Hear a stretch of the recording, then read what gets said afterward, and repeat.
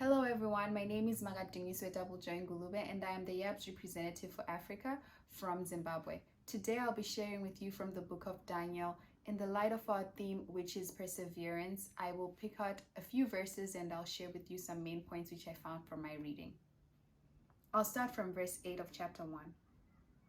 But Daniel purposed in his heart that he would not defile himself with the portion of the king's delicacies, nor with the wine which he drank. Therefore he requested of the chief of the eunuchs that he might not defile himself. I'll skip to verse 12, which says, Please test your servants for 10 days, and let them give us vegetables to eat and water to drink. Then let our appearance be examined before you, and the appearance of the young men who eat the portion of the king's delicacies. And as you see fit, so deal with your servants.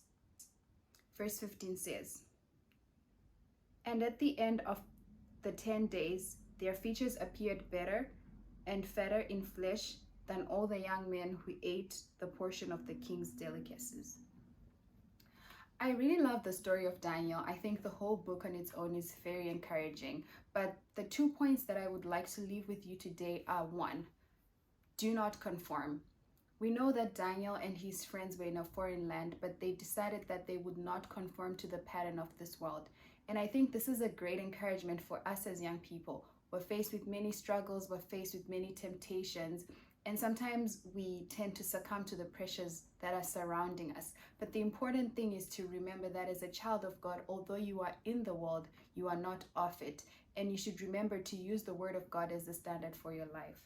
The second point that I would like to leave with you today is be courageous and don't be afraid to speak out. And this can be in many forms. This could be speaking out against injustices that are happening around us and speaking out about the gospel of Christ and making it urgent and understanding that Jesus Christ is coming back.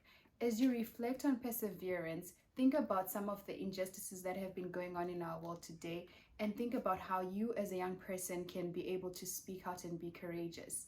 And then also think about ways in which you as a young person can continue to live for God, knowing full well that at the end of your life, you will give account.